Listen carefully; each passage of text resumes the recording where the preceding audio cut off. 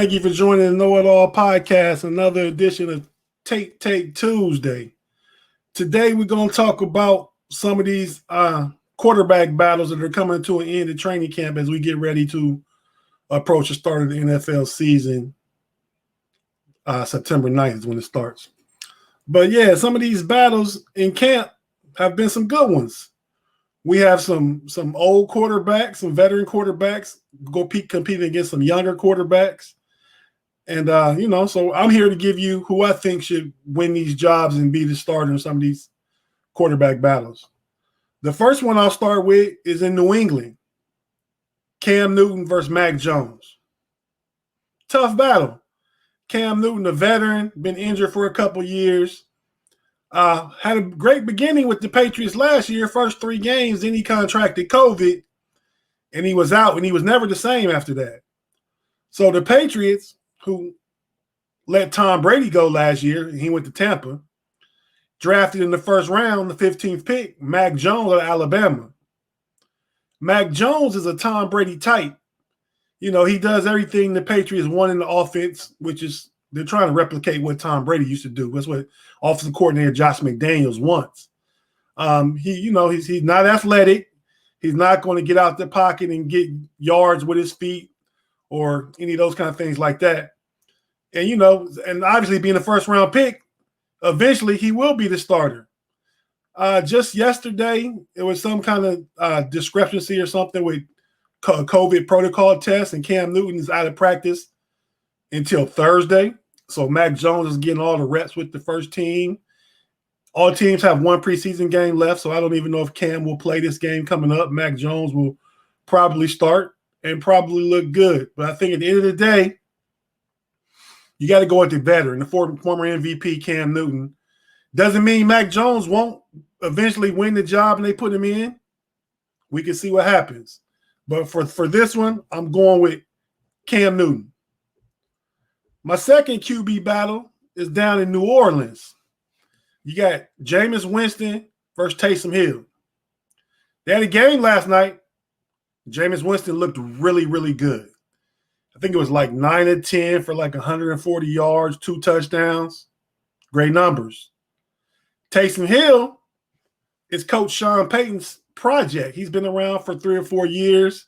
He came in for the past few years in packages for Drew Brees. But at the end of the day, Taysom Hill's a great football player. You want him on your team in different packages and specialty packages. And, he's just a guy with a high football IQ, and you want that guy on the field. But not, I don't think, at the quarterback position full time. Jameis Winston, former first-round pick, number 1 overall, Tampa Bay, I believe 2016. He was a Pro Bowler his first year in Tampa. He won a national championship at Florida State. So Jameis Winston is proving he has all the talent in the world. His problem is he continually turns the ball over. If Jameis can clean up these turnovers and get rid of those turnovers, I project him to definitely be the starting quarterback after his performance last night in the preseason game against Jacksonville. I think even though Sean Payton, Taysom Hill's his pet project, I don't think you can deny Jameis and a legitimate quarterback playing the quarterback position.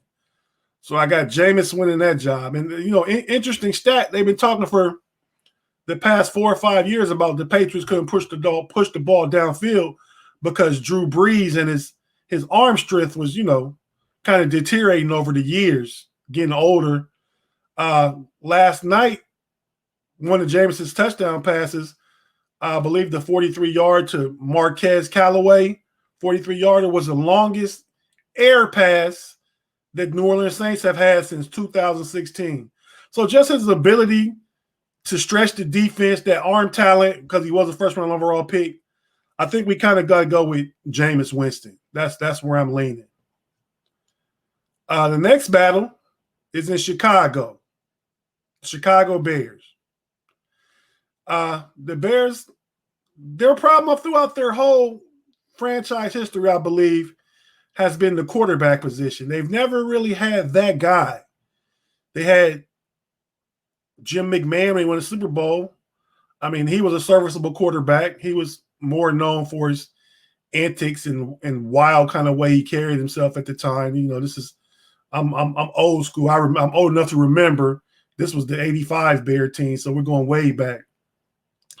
Then they had more recently they had Jay Cutler, good talent, never seemed to be like have those leadership qualities you want from your quarterback. Never was really like, you know, that strong out front guy that you need your quarterback to be. They really whiffed a couple years ago, about 2017 maybe it was 16. They drafted Mitch Trubisky, number 2 overall. The Bears even traded up with San Francisco to move from 3 to 2 to draft Mitchell Trubisky. They have another first-round pick for that. That kind of set them back because Trubisky had one good year. He was never the guy. So this year they got rid of Trubisky. This past offseason, Trubisky is now the backup in Buffalo. He was number 2 overall pick. Now he's a backup 4 years later. Backup in Buffalo to Josh Allen. No question, no controversy, no battle there in Buffalo. But so now, this offseason, Chicago picked up Andy Dalton. Andy Dalton is a really good veteran quarterback. Andy Dalton played about 8 or 9 years in Cincinnati. He was decent. I won't say it was great. I think he probably went to about 3 playoffs, won that division maybe twice. They drafted A.J. Green. That when the same year Dalton was drafted, they drafted A.J. Green first. He's gone from Cincinnati. Then they drafted Andy Dalton in the second round at TCU, the Red Rifle. Serviceable quarterback. You know, he's a veteran. Come in, he'll win you some games. But I think Chicago was fortunate. They traded up and they was able to draft Justin Fields out of Ohio State. Justin Fields is a great young quarterback. Him and Trevor Lawrence come out of high school at the same time, and both from Georgia, probably about 20 miles apart. They were 1A and 1B ranked quarterbacks coming out of high school. And probably the same thing last year. I don't know what happened in the draft where Zach Wilson from BYU shot up ahead of Justin Fields. And another guy we're going to talk about, Trey Lance out of North Dakota State. So I think the Bears got a steal on Justin Fields. And I think for them to reach their ultimate pinnacle and be where they want to be in Matt Nagy's offense, you need that versatility of Justin Fields. You need that athleticism. He has a strong arm. He's a high IQ kid. He got Ohio State to 2 college football playoffs. So but in this instance, I'm going to say I think Chicago should probably, for the first half of the season anyway, unless they're just losing games, go with Andy Dalton and kind of groom Justin Fields just a little more. I mean, I think he could be ready, but why throw him in there when you got such a veteran with strong leadership and winning capabilities like Andy Dalton? I think the move is to play Andy Dalton early, first 6 to 8 games, let Fields kind of mature a little bit, kind of learn the offense more, get reps in practice, and then have midpoint through the season, he could be your guy. If you're winning, if you come out the gate 6-2 or something like that, you Chicago, no need to rush it. You keep playing Andy Dalton. But in this instance, I like Andy Dalton early, Justin Fields, a little bit of seasoning, a little bit of grooming, and he'll be your guy for the next 12 years. So Andy Dalton in this one. The next battle that I have is out in San Francisco. Jimmy Garoppolo, the veteran, the former Tom Brady backup for New England Patriots, who took the 49ers to the Super Bowl just 2 years ago. And Trey Lance, the rookie, what was he, the second pick? The second pick in the draft, Trey Lance out of North Dakota State. Then this battle, it's close. It's close. I mean, you got Jimmy G, the veteran. Jimmy G's problem is he's always getting injured. He can't stay healthy. And you know the old adage in sports in general, the best ability is availability. So I think Jimmy G knows Kyle Shanahan's offense. He's running it well enough to get them to the Super Bowl. San Francisco is a team full of talent, had a lot of injuries last year. So even though 2 years ago they went to the Super Bowl, last year was a lot of injuries. They didn't do well because of those injuries. And Jimmy Garoppolo missed quite a few games last year himself. So they draft Trey Lance. I think Trey Lance is the quarterback of the future. And if Jimmy G is healthy, I think you got to kind of roll with that veteran in that situation too. Trey Lance is a potential playmaker. He'll be a good quarterback, I think, in the future. But he only played like 15 games maybe at North Dakota State because he sat out last year after the first game due to the COVID protocols and stuff. So he doesn't have a lot of experience, and that's Division II football that he was playing in. He has all the attributes and physical talents to be a really good NFL quarterback. But, I think right now he probably needs more seasoning than even Justin Fields does. Justin Fields played at Ohio State in the Big Ten, Division I, played in big games, the BCS championship and things like that. So I think Trey Lance needs a little more time. I think Jimmy G is probably your guy. And if he plays like he did, if he just stays healthy and plays winning football, he doesn't have to throw for 300 yards a game or 3 or 4 touchdowns a game. San Francisco leans on the running game and that defense. And if he just can come in and be a positive force multiplier and make the players around him better, just get the ball out to these different players and playmakers that he has and let the defense, hold down and win the game, I think Jimmy G is your guy for this whole year. They get off him next year. I think Trey Lance is ready next year. But in all these situations, Trey Lance and Jimmy G, Taysom and Jameis Winston, Cam and Mac Jones, we have these different type of quarterbacks. You have one kind of pocket passer in each situation and one athletic quarterback. So I think it's not as taboo as it used to be years ago. Used to be they said if you had 2 quarterbacks, you had no quarterbacks. In today's NFL, I think teams can have different packages and use different quarterbacks. So we may see, small packages for some of these guys that I'm saying are the backups. You may see certain packages for these guys where they get in the game and, run some offense for the teams and don't play the majority of the reps, but play some reps behind the starter. The last battle I'm going to talk about is not for a starting job, but I think it's for the future franchise quarterback. And that's my team, the Pittsburgh Steelers. We know Ben Roethlisberger is the first ballot Hall of Famer. He's a starter. He looked really good, Big Ben did the other night. He was 8-10, 150 yards, 2 touchdowns in 3 series. He looked like he lost some weight. He was moving really well. Big Ben looked really good. But the battle in Pittsburgh is technically for the number 2 quarterback position, where we have longstanding incumbent Mason Rudolph, who's been in Pittsburgh since 2017, I believe. 3rd round pick number 75. Pittsburgh say they had a first round grade on Mason Rudolph at the time.